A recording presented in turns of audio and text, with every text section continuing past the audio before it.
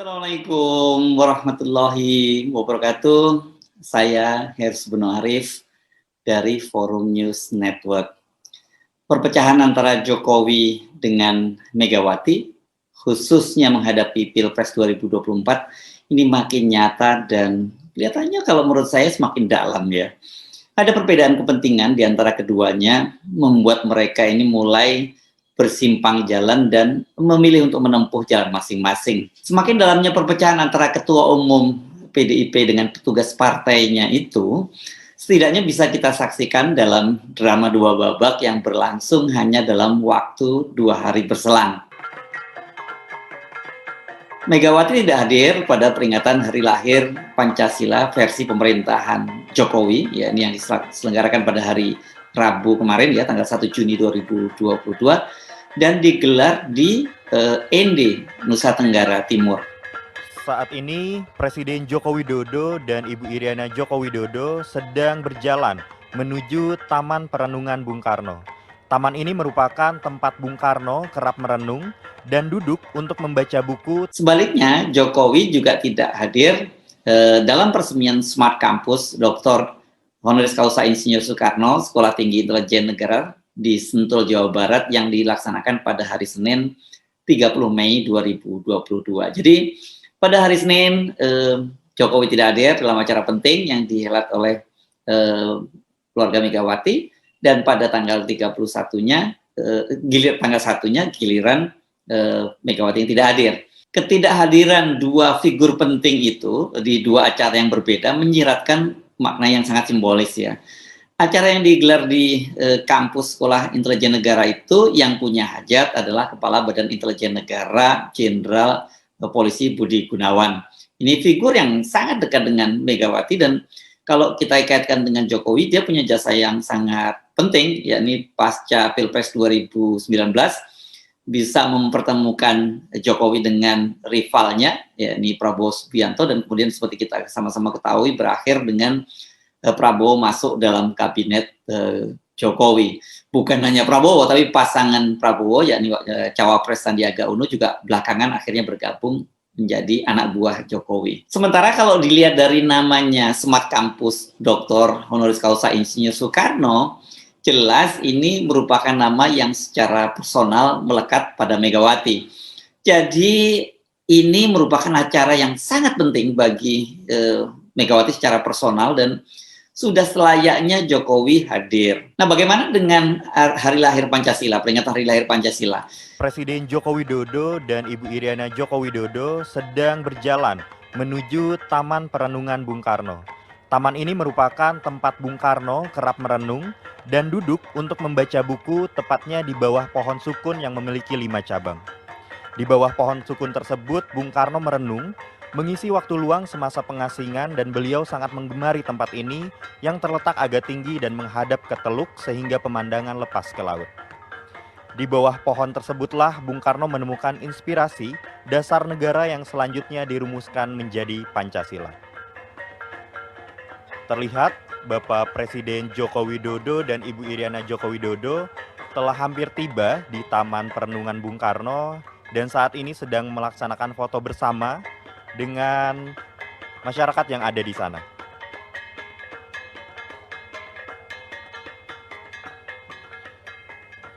Di bawah pohon sukun tersebut, Bung Karno sering duduk termenung untuk memperoleh ilham dalam menggali butir-butir Pancasila sebagai dasar negara kesatuan Republik Indonesia.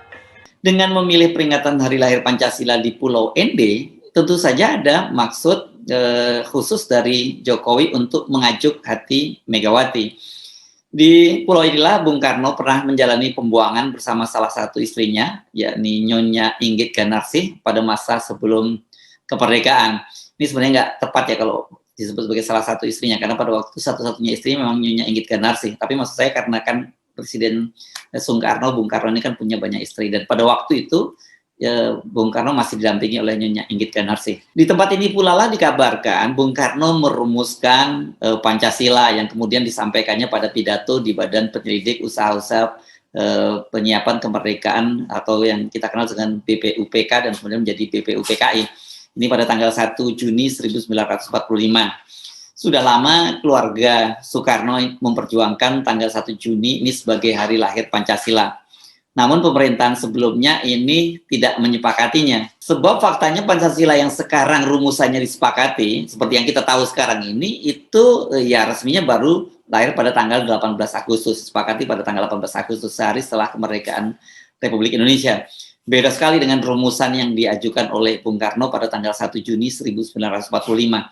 Yang paling mencolok adalah sila ketuhanan itu menjadi sila kelima ya pada formula komposisi dari Pancasila yang digagas oleh Bung Karno. Jadi kalau kemudian pada tanggal 1 Juni 45 itu diklaim oleh pemerintahan Jokowi sebagai hari lahir Pancasila, banyak para ahli sejarah yang tidak menyepakatinya. Tapi apapun faktanya kan itu sekarang sudah ditetapkan oleh Pak Jokowi menjadi hari lahir Pancasila. Dan waktu itu upaya untuk menjadikan hari lahir Pancasila tanggal 1 Juni itu sudah dimulai gencar ketika Taufik Kimas, suami Ibu Megawati, menjadi ketua MPR di tahun 2009 sampai 2013. Barulah setelah Jokowi terpilih menjadi presiden pada tahun 2016 melalui Kepres 24 tahun 2016, hari lahir Pancasila ditetapkan tanggal 1 Juni. Kalau melihat proses ditentukanlah hari lahirnya Pancasila dan dipilihnya ND sebagai lokasi peringatan, maka sesungguhnya ini kan penuh makna simbolis ya bagi Megawati dan keluarga Soekarno. Namun ternyata Megawati memilih tidak hadir. Dia pun tidak hanya sekedar tidak hadir di lokasi, dia pun tidak hadir melalui virtual. Ini karena banyak tokoh-tokoh lain, termasuk Wakil Presiden Ma'ruf Amin dan mantan Wakil Presiden Tri Sutrisno juga hadir melalui virtual. Megawati berkilah ketidakhadirannya karena dia harus menghadiri acara yang penting, yakni Seminar Nasional Forum Rektor Penguat Karakter Bangsa yang juga diselenggarakan secara virtual. Saya ditanya kenapa sebagai Ketua Dewan Pengarah BPIP Ibu tidak muncul di sana. Biasa toh wartawan jahil. Ya saya bilang kita bagi tugas, di sana ada pengurus BPIP, itu kilah Megawati kepada media. Bukan kita mau jahil ya, tetapi agak sulit rasanya kita menerima penjelasan Megawati. Masalah waktu seminar ini kan tinggal baku atur sebenarnya, apa digeser waktunya mundur sebentar gitu, tidak harus diganti harinya, waktunya aja mundur beberapa jam. Sementara kalau kegiatan kenegaraan peringatan hari lahir Pancasila pastilah sudah terjadwal jauh-jauh hari sebelumnya. Peringatan ini tidak hanya sekedar kaitannya karena Ibu Megawati sebagai Ketua Dewan Pengarah BPIP, tetapi makna historis secara personal juga sangat-sangat kuat bagi keluarga besar Soekarno. Dua peristiwa terakhir ini membuka mata publik. Ini pasti ada sesuatu yang sangat serius di antara Jokowi dengan Megawati. Masing-masing sudah punya agenda dan kepentingan sendiri yang sulit dipertemukan, sehingga ya kemudian mereka mencoba menghindari untuk bertemu dalam event-event penting. Jokowi terus bermanuver berjuang memperpanjang masa jabatannya atau setidaknya menyiapkan suksesor yang bisa mengamankan kepentingannya pasca dia lengser. Megawati juga tetap kukuh pada pendiriannya, memperpanjang eksistensi Trust Soekarno dengan mempersiapkan putri mahkota Puan Maharani menjadi cawapres 2024. Syukur-syukur kalau bisa menjadi capres. Perbedaan kepentingan yang diametral antara ketua umum dengan petugas partai inilah yang tampaknya menjadi pangkal pecahnya kongsi politik di antara mereka. Tanda awal perpecahan itu muncul setelah para pendukung Jokowi berjuang untuk memperpanjang masa jabatan sampai 3 periode. Sebuah media mengutip saking marahnya Megawati sampai mengucapkan kata, memang negara ini milik mbahnya. ini pernyataan yang sangat keras ya. Untuk menghadang niat Jokowi memperpanjang masa jabatannya, Megawati sampai memerintahkan fraksi PDIP di MPR menarik diri dari pembahasan PPHN atau pokok-pokok haluan negara. Kalau dulu dikenal sebagai GBHN pada masa pemerintahan Orde Baru ini. Padahal PPHN ini adalah gagasan yang diperjuangkan oleh Megawati. Namun agar tak dimanfaatkan untuk kepentingan amandemen Undang-Undang Dasar 45 yang memungkinkan mengubah batas waktu periode kepresidenan dari 2 periode menjadi 3 periode, Megawati itu bersama beberapa parpol, ini parpol koalisi pendukung pemerintah ya, menutup rapat pintu amandemen sampai tahun 2024. Bayangkan tuh, Ibu Megawati sampai mau mengorbankan gagasannya untuk membuat PPHN itu demi menghadang langkah Jokowi untuk maju menjadi 3 periode. Tak mau menyerah lewat jalur amandemen ini dengan dikomandoi oleh Luhut Panjaitan, para pendukung Jokowi berusaha menunda pemilu dengan memperpanjang masa jabatan Jokowi sampai setidaknya tahun 2027 nih, 3 tahun ya. Upaya ini juga kembali dimentahkan oleh Megawati dan partai pengusung lainnya, kecuali Golkar, PKB, dan PAN yang waktu itu menggagas soal memperpanjang masa jabatan Jokowi dengan cara menunda pemilu. Sejak itu hubungan Megawati dengan Jokowi menegang. Pada hari raya Idul Fitri lalu, Jokowi memilih berlebaran di Yogyakarta. Ini ada kesan yang kuat, dia menghindari Megawati yang biasanya dia soanis setiap hari raya. Apalagi kan kita tahu bahwa Lebaran tahun ini, hari raya Idul Fitri ini adalah tahun pertama orang bisa bebas bersilaturahmi setelah 2 tahun kita mengalami bukan lockdown ya, diketatkanlah pertemuan-pertemuan yang bersifat offline ini karena pandemi. Dan ketika tiba-tiba sekarang orang dengan leluasa bisa bersilaturahmi, ternyata Jokowi malah memilih untuk berlebaran di Yogyakarta. Pada waktu itu Jokowi hanya memilih berlebaran dengan Megawati melalui video phone. Dan baru beberapa hari setelah dia kembali ke Jakarta, dia sowan ke rumah Megawati di Jalan Tengku Umar. Jokowi lebih memilih setelah berlebaran di Yogyakarta itu memperpanjang masa liburannya dengan berlibur ke Bali bersama dengan anak cucunya. Walaupun Megawati sudah menunjukkan ketidaksenangannya dengan langkah Jokowi, namun ini Jokowi tampaknya nggak peduli juga ya. Pada saat bertemu dengan para relawan Projo di kawasan Borobudur, Jawa Tengah, tanggal 21 Mei lalu, Jokowi ini menunjukkan sikap bahwa dia seolah punya otoritas sendiri untuk menentukan siapa capres penggantinya. Urusan politik, ojo kesusu sih. Jangan tergesa-gesa. Jangan tergesa-gesa. Siap, yang ketiga. Meskipun mungkin yang kita dukung ada di sini.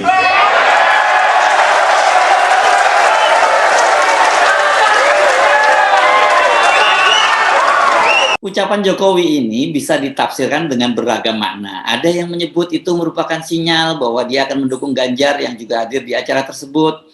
Ada pula yang menafsirkan bahwa Jokowi akan tetap maju kembali sebagai capres untuk 3 periode. Apapun tafsirnya, namun yang sudah pasti Jokowi tampaknya sudah punya pilihan sendiri dan tidak lagi tunduk pada keputusan partai yang dipimpin oleh Megawati.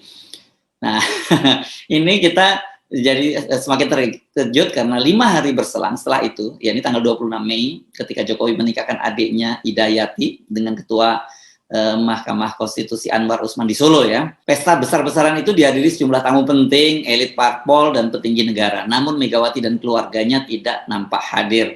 Ini beda sekali dengan saat Pak Jokowi menikahkan putra dan putrinya beberapa waktu yang lalu ya. Hubungan keduanya tampak sekali kompak dan harmonis. Megawati itu hadir bersama keluarganya lengkap ya. Mereka tampak berfoto bersama dengan kedua mempelai dan menebar senyum yang menunjukkan kebahagiaan. Kemesraan itu tampaknya kini sudah berlalu. Putri Megawati Puan Maharani yang juga ketua DPR sempat mengaku tak bisa hadir karena ada agenda di Bali.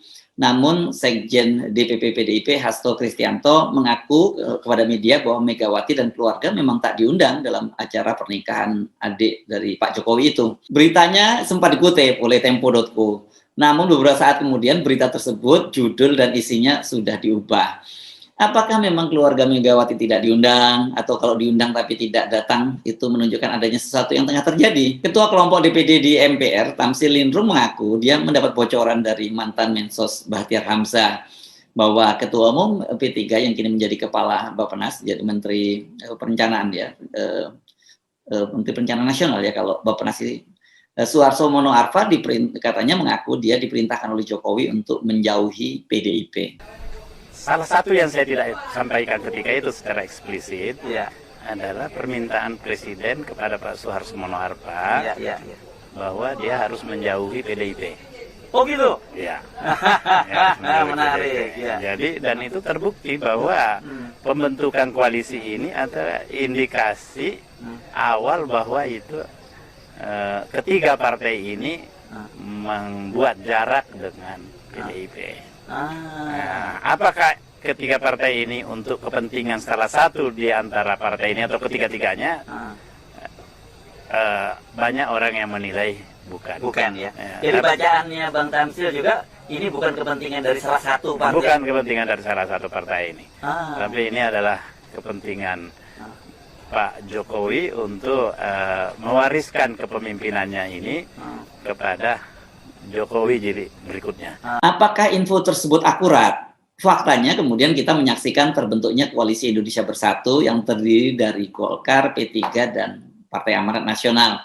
Pembentukan koalisi itu terjadi tak lama setelah muncul kabar yang sangat santer bahwa Ketua Umum Partai Golkar, Erlangga Hartarto, itu mau dikudeta dan dia mau dicopot dari jabatannya sebagai Menko Perekonomian. Banyak yang menduga koalisi ini akan digunakan Jokowi sebagai kendaraan politiknya.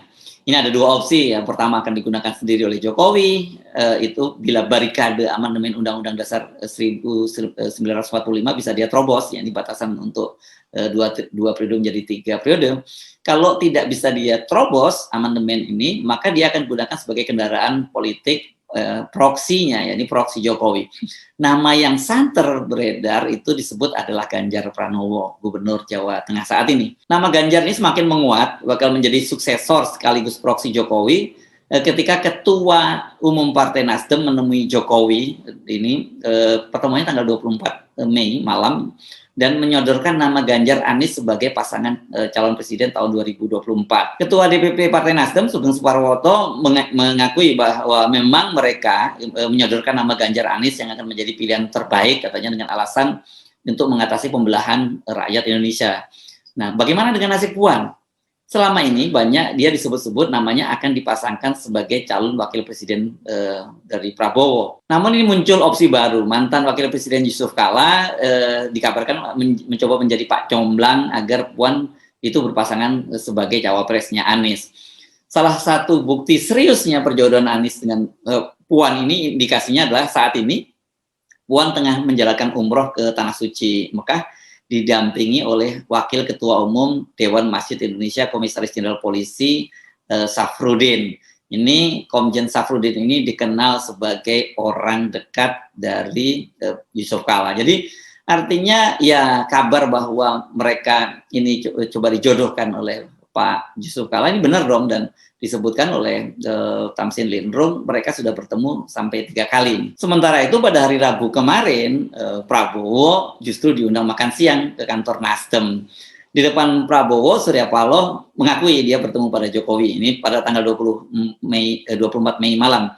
Dia mengatakan dalam pertemuan tersebut ya dia membicarakan bagaimana kelanjutan pembangunan Indonesia ini pasca Jokowi. Pernyataan Surya Paloh ini kan pernyataan seorang politisi dan jelas ini multitafsir. Nada-nadanya kok mirip seperti yang dikatakan oleh Erlangga Hartarto ya, bahwa Koalisi Indonesia Bersatu itu dibentuk untuk menjaga kelanjutan pembangunan di era Pak Jokowi yang menurut dia sudah dirasakan manfaatnya. Kita bisa menafsirkan pernyataan-pernyataan dari para elit politik ini, tampaknya mereka sudah ada kesepakatan bahwa Jokowi akan berakhir masa jabatannya. Dan dia diyakinkan bahwa penggantinya adalah figur yang bisa menjaga kepentingan politiknya. Siapa nama itu? Yang jelas bukan Puan. Nasdem tadi dengan tegas menyebut nama Ganjar yang akan dipasangkan dengan Anies. Bagaimana dengan Prabowo?